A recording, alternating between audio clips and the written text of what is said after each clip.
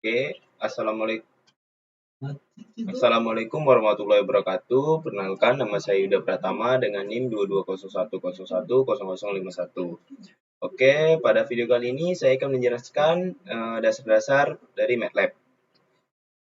Sebenarnya saya ingin memperkenalkan MATLAB dulu.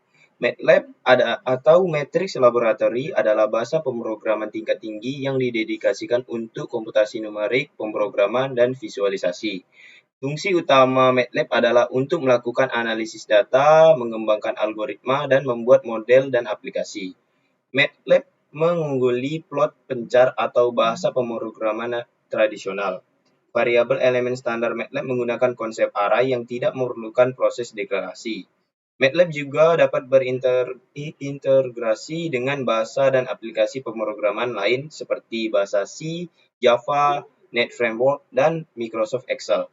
MATLAB juga memungkinkan memanipulasi matriks, memplot fungsi dan data, mengimplementasi algoritma, dan membuat antarmuka pengguna dan berinteraksi dengan bahasa pemrograman lainnya.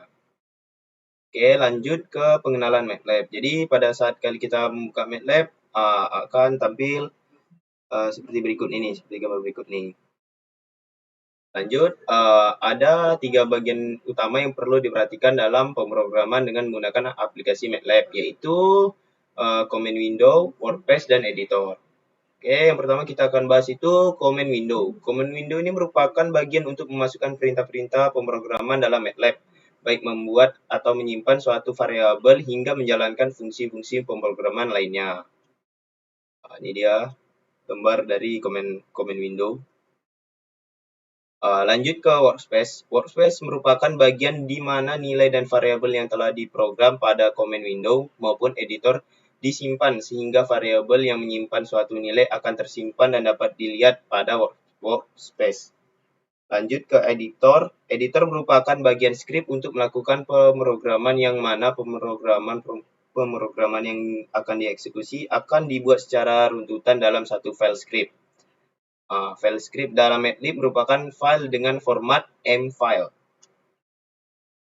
Oke, lanjut pemrograman MATLAB dalam teknik kendali.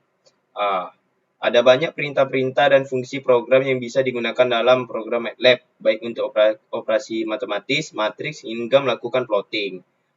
Yang pertama ini komentar. Seperti bahasa pemrograman lainnya, MATLAB juga bisa membuat suatu baris itu menjadi sebuah komentar, yaitu dengan menggunakan karakter persen.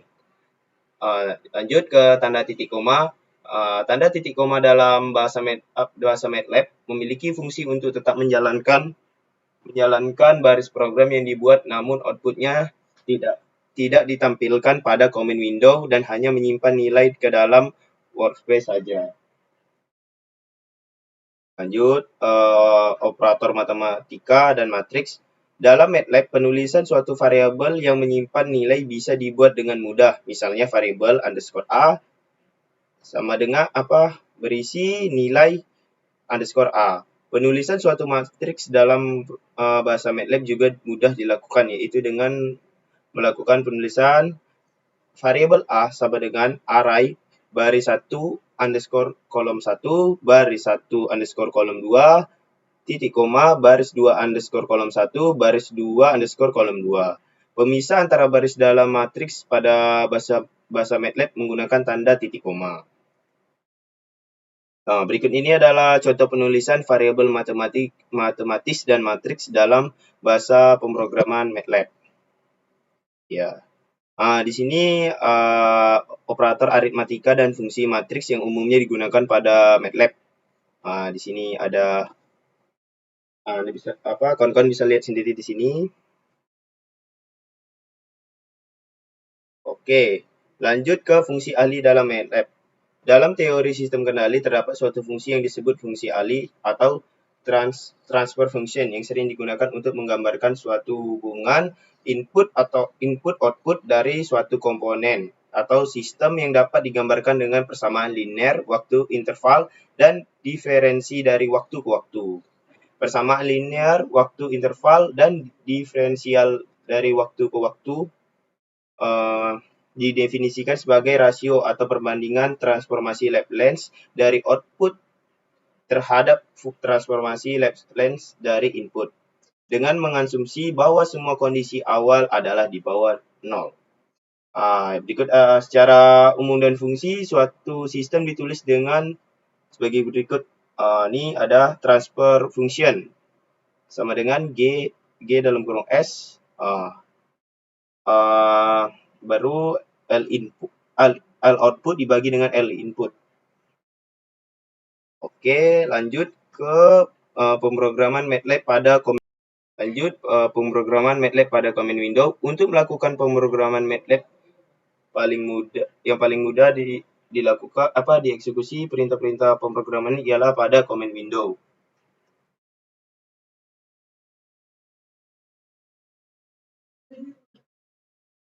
Oke, lanjut ke pemrograman MATLAB pada M-File. Pemrograman MATLAB pada command window memiliki kekurangan, yaitu ketika terjadi kesalahan mengeksekusi perintah, maka kita harus mengetik ulang perintah yang salah dan mengeksekusinya kembali.